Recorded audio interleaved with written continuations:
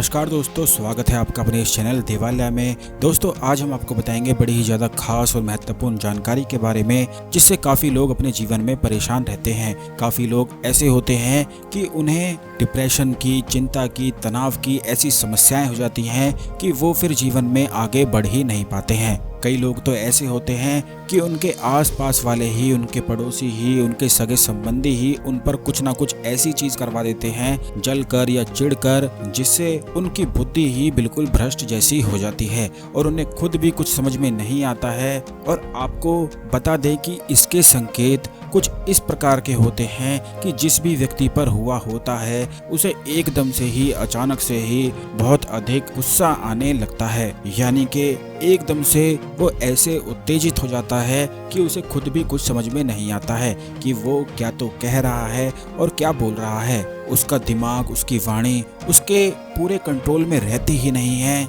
इसी तरह से बिल्कुल अगर खाना खाते समय आपके ही मुंह में कंकड़ आते हैं या कोई भी तुनका आता है और पूरे घर में किसी के में भी नहीं आता है, तो आप समझ जाएं कि कोई ना कोई आप पर कुछ करा रहा है। तंत्र क्रिया, भूत प्रेत आदि, टोने टोटके, काला जादू या कुछ भी हो सकता है। इसमें व्यक्ति की बिल्कुल बुद्धि ही भ्रष्ट हो जाती है और वो अपने जीवन में आगे कुछ भी ना तो कर पाता है और ना ही आगे बढ़ पाता है। इसी प्रकार से रात को सोते समय झटके लगना, ऐसे सपने दिखाई देना जिनमें उनके साथ कुछ ना कुछ ऐसी डरावनी घटनाएं होती रहती हैं, जिनको देखकर वो रात में सोते हुए ही झटके खाने लगते हैं। या फिर अकेले में ऐसा लगना कि कोई उनका पीछा कर रहा है, कोई उनके आसपास मौजूद है। यह भी संकेत करता है कि आप पर किसी ने कुछ करा दिया है। बहुत सारे लोगों पर यह चीज होती है और वो समझ नहीं पाते हैं कि आखिर उन पर हुआ क्या है। तो दोस्तों आप इन संकेत से समझ सकते हैं। ठीक इसी तरह रात को सोते समय सिर में लगातार दर्द बना रहना, नींद ना आना, 24 घंटे ही दुश्मन का ख्याल मन में आते रहना और इस तरह से डर लगना कि जैसे किसी ने दम सा ही घोट दिया हो। यह सब चीजें ऐसे ही इन चीजों में, क्रियाओं में, काला जादू में, तंत्र क्रियाओं में, टोने टोटके आदि में ऐसा ही लगता है। तो अगर आप समझ जाते हैं कि आप पर किसी ने कुछ करा दिया है और आपको पता नहीं चलता है कि किसने कराया है, तो आप बिल्कुल भी चिंता ना करें। आप ये कर सकते हैं कि नीम की झाड़ी लेकर आ सकते हैं और अपने घर के मुख्य द्वार पर या फिर जहां पर आप सोते हैं वहां के कमरे के मेन गेट पर लगा सकते हैं। और इन्हीं पत्तियों को, थोड़ी पत्तियां ऐसी भी लाया करें जिससे आप उन पत्तियों को अपने बेड के नीचे रखकर जला सकें, क्योंकि जैसे ही आप ये करेंगे तुरंत ही आपको आराम मिलेगा, आपका दिमाग शांत हो जाएगा और जो भी चीज आप पर हुई है उसका प्रभाव उस समय के लिए बिल्कुल खत्म हो जाएगा।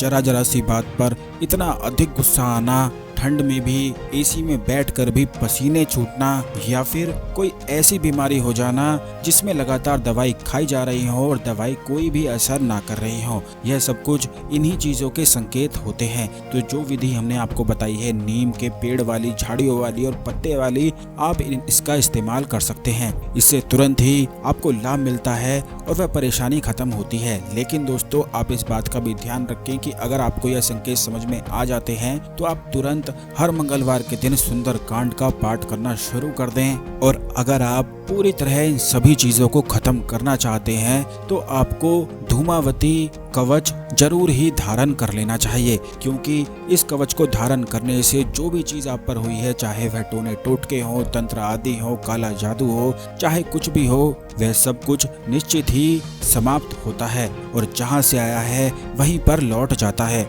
काफी लोग तो इस तरह से परेशान रहते हैं कि उन्हें प्रत्यक्ष कुछ परछाइयां ऐसी दिखती हैं, भूत प्रेत आदि ऐसे दिखते हैं कि उन्हें देखते ही उनका शरीर बिल्कुल खेल सा ही जाता है। यानी कि यह सभी चीजें तिल तिल कर कर व्यक्ति को बिल्कुल निचोड़ के रख देती हैं और धीरे धीरे उसकी हर तरफ से हानि होने लगती है। और धूमावती कवच इसी तरह का एक बहुत ही ज्यादा प्रचंड प्रयोग है, एक साधना है। उसी साधना द्वारा यह कवच निर्मित किया जाता है और जो कोई भी व्यक्ति इसे धारण करता है फिर उस पर किसी भी तरह के टोने टोटके आदि बिल्कुल भी नहीं होते हैं, कोई भी तंत्र क्रिया नहीं होती है, कोई भी काला जादू नहीं होता है, बल्कि जो भी चीजें होती हैं वो जहाँ से आई हैं, जिसने भी कराई हैं उसी के पास वापस लौट जाती हैं। जिस तरह से व्यक्ति अचानक से बीमार पड़ा होता है उसी तरह बिल्कुल कवच धारण करने के बाद ही अचानक से बिल्कुल ठीक भी हो जाता है। आपको बता दें कि महाविद्या में अगर कोई सबसे प्रचंड और सबसे शक्तिशाली साधना है